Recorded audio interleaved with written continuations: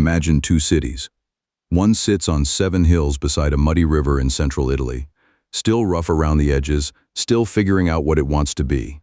The other commands the coast of North Africa, gleaming with marble and wealth, its harbors packed with merchant ships from every corner of the known world. For generations, these two cities had almost nothing to do with each other. Then, in a single century, they would fight 3 of the most destructive wars the ancient world had ever seen, and only one of them would survive.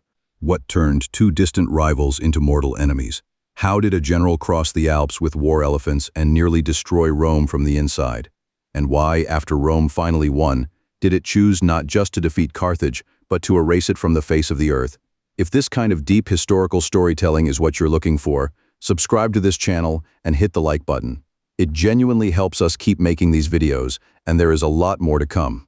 Now, let's go back to the beginning. In the 3rd century before the Common Era, the Mediterranean world had a clear pecking order. At the top of that order sat Carthage, founded, according to tradition, by Phoenician settlers from the city of Tyre sometime around the 9th century BCE.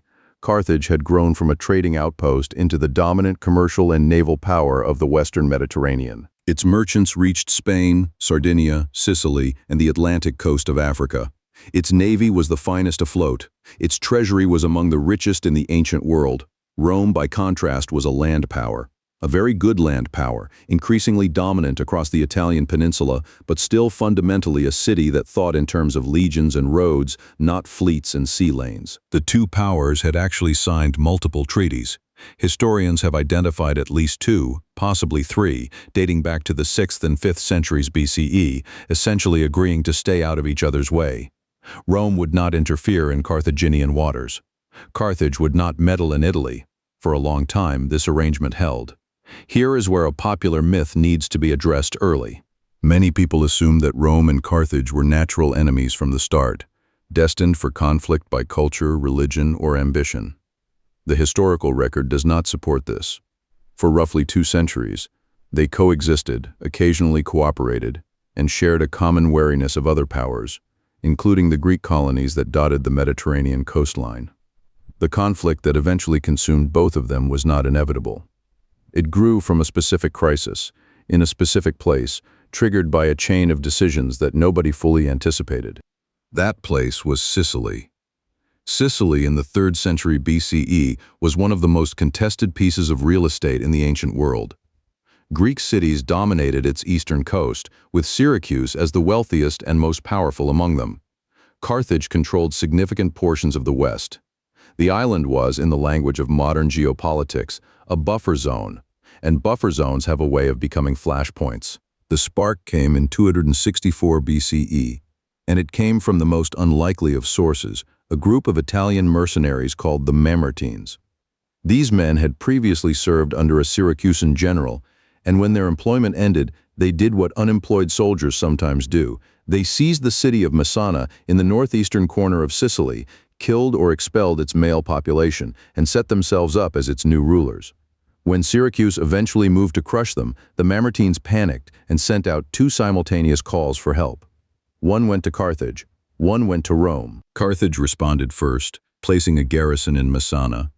But the Mamertines, apparently deciding they preferred the Romans, switched allegiances and asked the Carthaginians to leave. This put Rome in an extraordinary position. The Roman Senate was deeply divided. Some senators argued that helping the Mamertines, essentially a gang of murderous mercenaries, would be morally indefensible and would drag Rome into a Sicilian conflict it had no business entering. Others argued that allowing Carthage to establish a foothold directly across the narrow strait from the Italian mainland was an unacceptable strategic risk. Estimates suggest the debate was genuinely close. In the end, the popular assembly voted for intervention. Roman forces crossed into Sicily. The Carthaginian garrison was expelled. And just like that, 2 powers that had coexisted for centuries were at war. This was the First Punic War. The word Punic comes from the Latin punicus, the Roman term for Carthaginian, derived from the Phoenician origins of the city. The conflict would last for 23 years, from 264 to 241 BCE, making it one of the longest continuous wars in ancient history. What followed was a revelation for Rome, and not entirely a comfortable one. Rome's legions were superb. They moved quickly, fought with disciplined ferocity, and had spent decades perfecting the art of land warfare.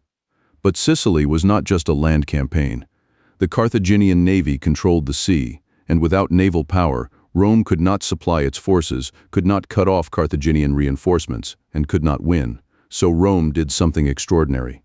In a remarkably short period, ancient sources claim as little as 60 days, though historians debate the exact timeline, Rome built a navy from scratch.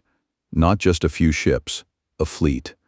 The Romans reportedly used a captured Carthaginian warship as a template, building copies of it while simultaneously training their crews on benches set up on dry land. Whether every detail of this story is literally true is debated, but the core fact is not. Rome went from having essentially no naval capacity to fielding a competitive war fleet within a few years. And here is the first wow fact of this story. To compensate for the inexperience of their rowers and the skill of Carthaginian sailors, Roman engineers invented a device called the corvus, a spiked boarding bridge mounted on the prow of a ship.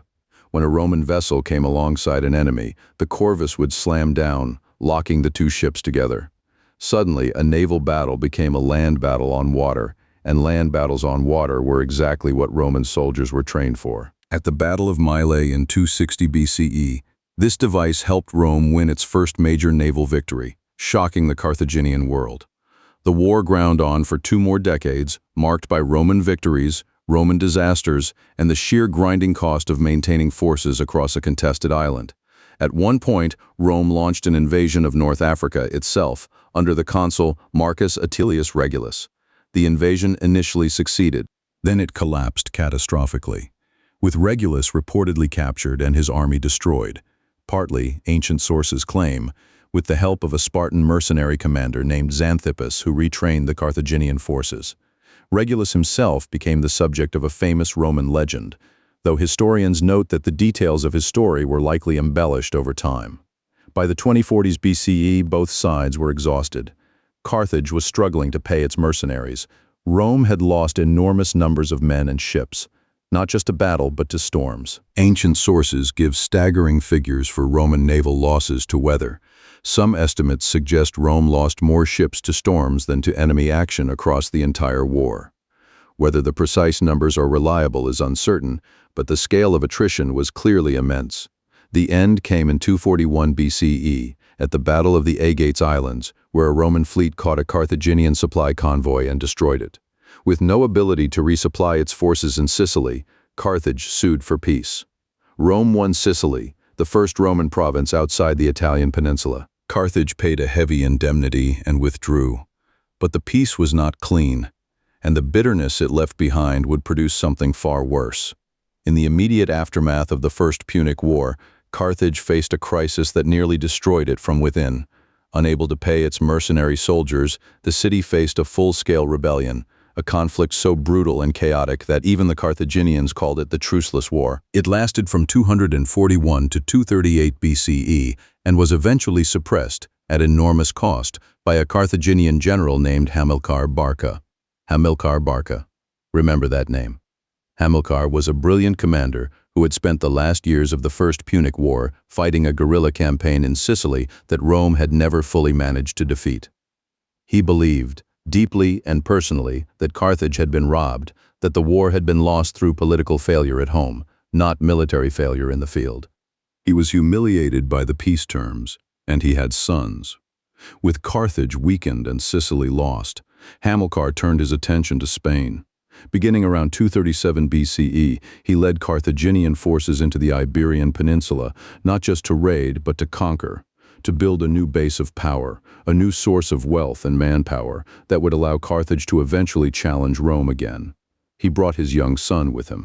The boy, reportedly 9 years old when he first accompanied his father to Spain, had allegedly begged to come along.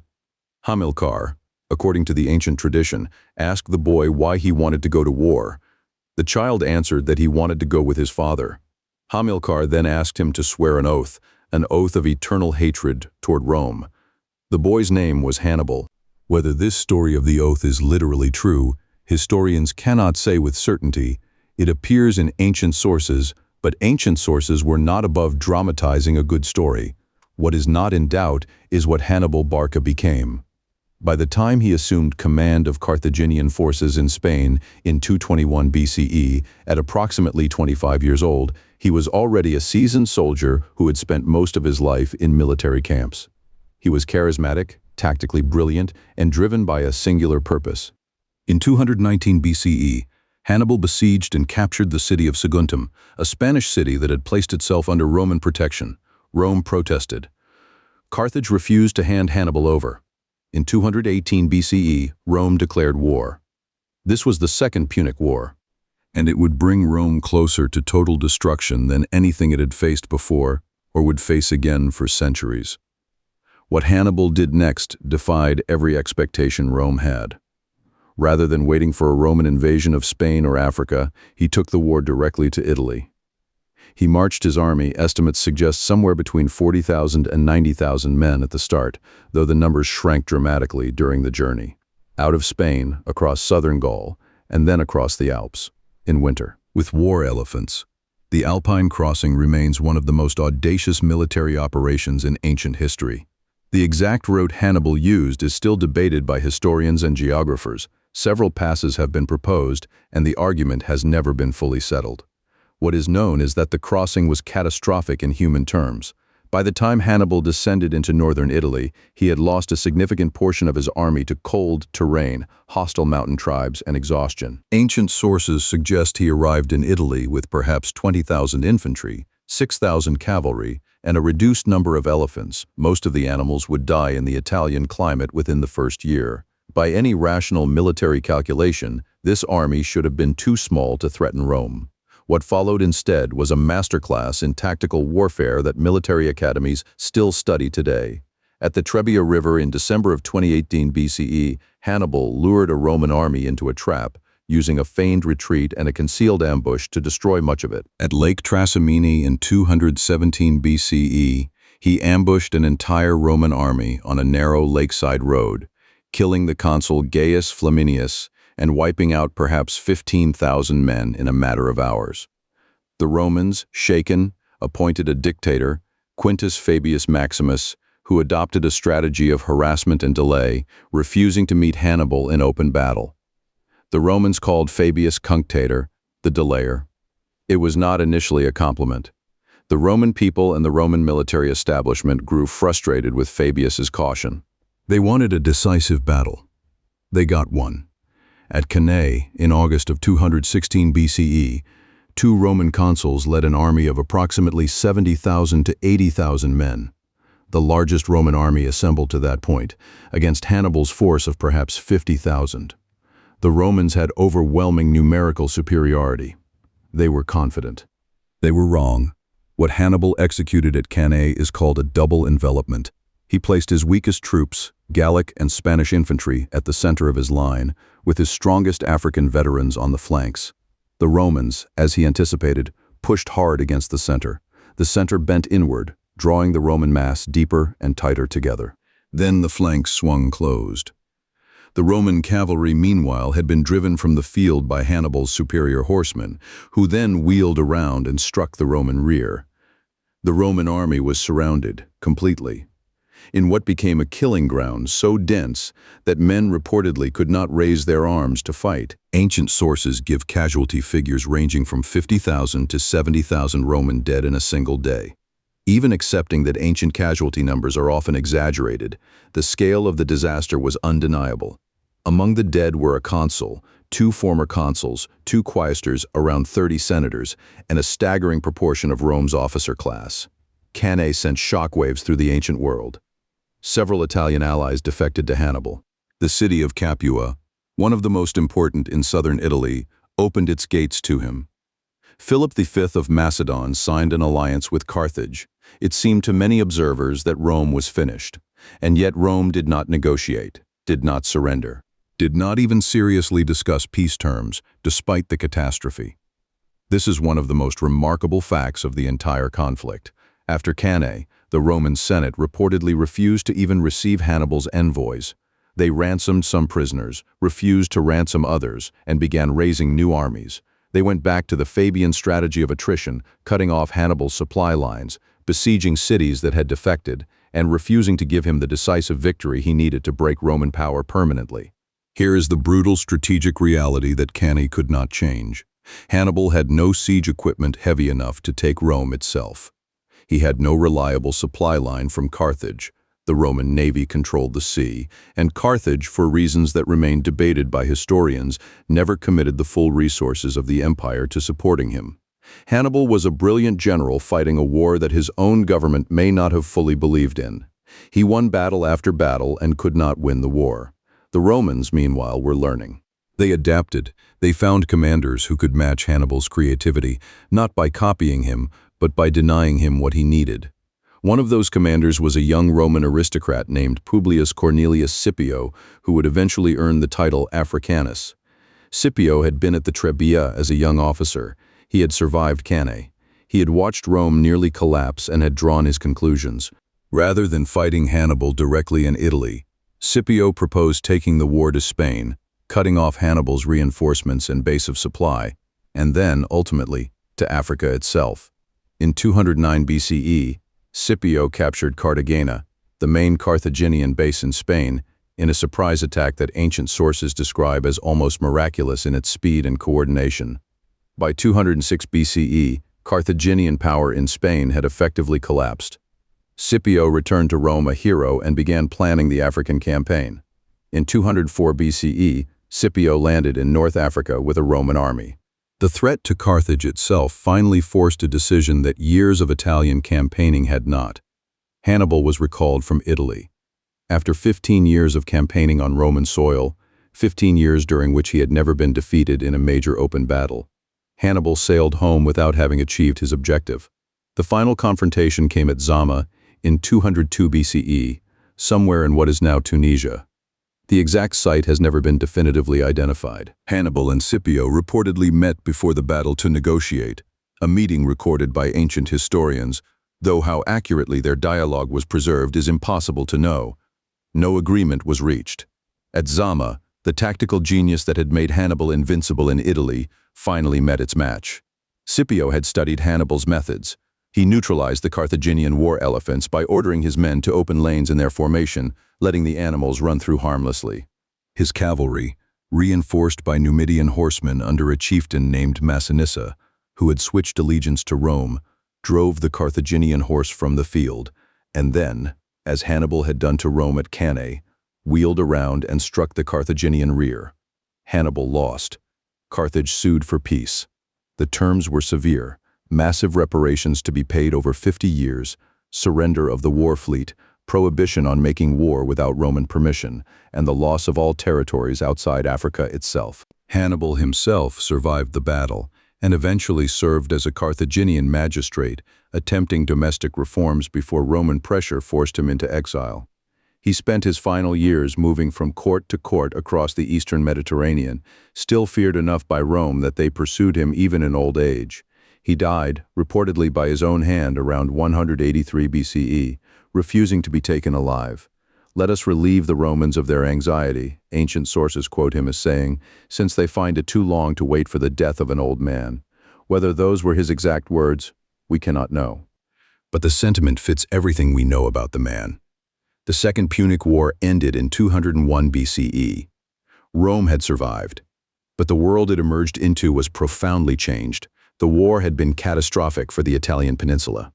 Estimates of the human cost vary enormously, but some historians suggest Italy lost a substantial fraction of its adult male population over the course of the conflict. Agricultural land in the south had been devastated by years of Hannibal's presence. The social fabric of the Italian allies had been strained and in some cases broken. Rome emerged victorious but wounded in ways that would take generations to fully manifest. And Carthage? Carthage survived. Stripped of its empire, saddled with debt, forbidden from waging independent war, but alive. Its merchant class adapted. Trade continued. Within decades, Carthage was recovering economically, paying off its war indemnity ahead of schedule, and showing signs of renewed prosperity. This recovery alarmed a faction in Rome. Its most famous voice belonged to a senator named Marcus Porcius Cato, known to history as Cato the Elder, who reportedly ended every speech in the Senate, regardless of the topic, with the same phrase, Carthage must be destroyed. Whether he literally said this after every speech is debated, but the sentiment was real and it was influential. The pretext for a third war came in the 150s BCE. Carthage, under pressure from its Numidian neighbor Massinissa, the same man who had helped Rome win at Zama, finally went to war in self-defense, technically violating the treaty that forbade military action without Roman approval. Rome used this as justification for a new war, though many modern historians argue the decision to destroy Carthage had effectively been made before the pretext was found. The Third Punic War, from 149 to 146 BCE, was not a contest between equals. It was a siege. Rome landed forces in Africa and demanded not just Carthaginian disarmament, but the abandonment of the city itself. The population was to relocate inland, away from the sea. Carthage refused, its citizens, understanding that this demand was essentially a death sentence for their civilization, chose to fight. The siege lasted 3 years. The Carthaginians, with almost no military resources, improvised weapons from whatever they could find. Ancient sources describe women cutting off their hair to make ropes for catapults. The city held on with desperate ingenuity against a professional Roman army. In 146 BCE, under the command of Scipio Aemilianus, adopted grandson of Scipio Africanus, Roman forces breached the walls and fought their way through the city street by street. The final resistance centered on the citadel called the Bursa. When it fell, the survivors, perhaps 50,000 people, out of a city that may have held hundreds of thousands at its peak, were sold into slavery. The city was burned. The destruction lasted, ancient sources suggest, for 17 days. There is a famous story, repeated for centuries, that the Romans salted the earth of Carthage to ensure nothing would ever grow there again. Historians have largely concluded this story is a myth. It appears nowhere in ancient sources contemporary with the event and seems to have entered the historical tradition much later. The real destruction was devastating enough without embellishment. A city of perhaps 500,000 people, one of the great urban centers of the ancient world, was simply gone. Rome then did something that underlines just how deliberate the act was. It sent surveyors to mark the ground where Carthage had stood as accursed. Building on the site was formally prohibited. The erasure was meant to be permanent. It did not last forever. About a century later, Julius Caesar proposed a Roman colony on the site. His successor Augustus actually built one. The city of Carthage was eventually reborn as a Roman city, and in the early centuries of the Common Era, it became one of the largest and most important cities in the Roman Empire. A strange and ironic afterlife for a civilization Rome had worked so hard to obliterate. So what does all of this mean? Why does it matter? The Punic Wars were not just a military contest. They were the event that transformed Rome from a regional Italian power into a Mediterranean empire. The acquisition of Sicily, Sardinia, Spain, and eventually North Africa gave Rome the resources, the naval experience, and the strategic reach to dominate the ancient world for the next several centuries. But the wars also accelerated deep internal contradictions within Roman society. The influx of slaves from conquered territories undercut free Roman farmers. The concentration of land in the hands of wealthy elites, who could buy up the farms of soldiers who had died or been ruined by decades of warfare, created a crisis of inequality that would eventually fuel the social conflicts of the late Republic. The Punic Wars, in a very real sense, planted the seeds of the political instability that would eventually bring down the Republic itself. Hannibal, meanwhile, never entirely faded from memory. For Roman children for generations afterward, "Hannibal is at the gates, Hannibal ad portas," was a phrase used to frighten them into obedience. The man who came closer than anyone else to destroying Rome became the Roman boogeyman. And in a strange way, that fear was also a tribute. Rome knew, even in victory, how close it had come. The story of Rome and Carthage is ultimately a story about what civilizations choose when they face extinction, and what they become in the process of surviving. Carthage chose to fight to the last, with ropes made from hair and walls defended by civilians. Rome chose to rebuild after Cannae when surrender might have been rational, and to destroy after Zama when mercy might have been possible. Neither city was simply the hero or the villain of this story.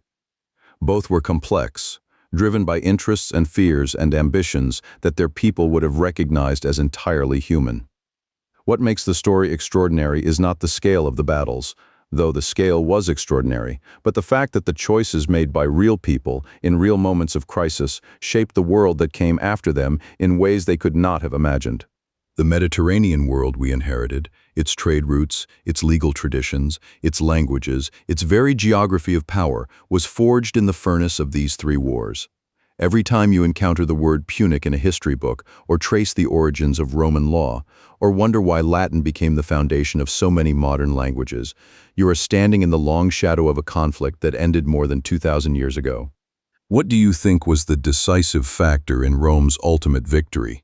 The institutional resilience that kept Rome fighting after Cannae, or the strategic genius of Scipio in taking the war to Africa? Was Carthage's destruction a calculated act of imperial policy, or was it driven by fear? Write your answer in the comments. These discussions are genuinely one of the best parts of making this channel. If you made it this far, subscribe. This channel exists to tell history as it actually was. Complex, driven by real human decisions, and far more interesting than any myth. No filler, no shortcuts. In the next video, we are going to look at what happened inside Rome after the Punic Wars ended, how the wealth and the trauma of these conflicts tore the Republic apart from within, and set the stage for the age of Julius Caesar.